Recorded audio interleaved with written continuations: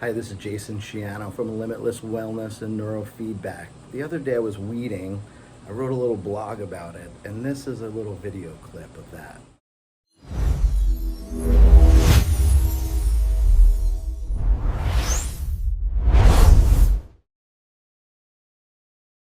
Some days it feels like everything is sprouting at once. You handle one annoyance, and immediately another cluster pops up just inches away. We argue over a minor detail, we procrastinate on a deadline, overwork ourselves to exhaustion, or sit in the glow of a phone doom scrolling for an hour. Our instinct is to treat each of these as an isolated glitch, a separate nuisance that needs to be yanked out so we can get on with our day. We spend enormous amounts of energy snapping off notifications. Removing them provides a quick, satisfying sense of control, even if it only lasts until tomorrow morning. Yet, they return.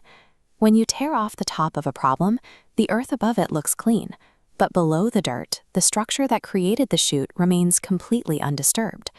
Most of our effort goes toward the question, how do I get rid of this feeling? We rarely stop to ask, what has been quietly feeding it? As long as the source remains intact, the symptom will regrow. This turns self-improvement into a permanent, exhausting job as a maintenance worker. Breaking the cycle requires a shift in focus. Instead of ripping the surface shoots away, we can choose to keep our grip light and trace those thin little roots downward into the soil. This diagram reveals the physical reality underneath. Scattered surface problems intertwine, merging into a single pathway. Sudden anger, deep exhaustion, and quiet anxiety draw from this unified plumbing, pulsing together. Following these threads into the dark reveals their shared origin. A unified source means the target for a permanent cure is singular and specific, rather than scattered across a dozen different behaviors. Eventually, those pathways lead to the original taproot. This anchor doesn't yield to a quick tug. It is deeply embedded, and it has been growing in the dark for a very long time.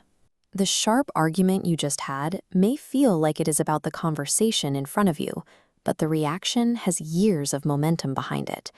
The thing irritating you today is often just the newest growth from an old, undisturbed wound. The true driver of our distress thrives by staying hidden. It survives beneath the surface, untouched by the various coping mechanisms we use to manage the symptoms above. Addressing a taproot requires us to abandon the quick fix. It demands that we slow down and settle into the discomfort of the search. This is heavy, messy work. It requires getting dirt under your fingernails and digging into the compacted spaces we have spent a lifetime ignoring. We naturally resist this. It takes immense patience, often the help of others, and the courage to tear up ground we have tried to keep perfectly pristine. The fear of disturbing our own foundations is what keeps us trapped in the garden, pulling at the same little roots day after day. But when you finally loosen the soil and gently work that deep core caproot free, the entire system changes. Without their central source, the scattered surface shoots lose their power. They wither and die off because they no longer have anything to draw from. Mastering the art of surface management only ensures we spend more time weeding.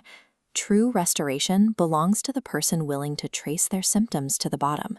Those little roots have spent years memorizing the way back home. Slow down, regulate, and reconnect with yourself.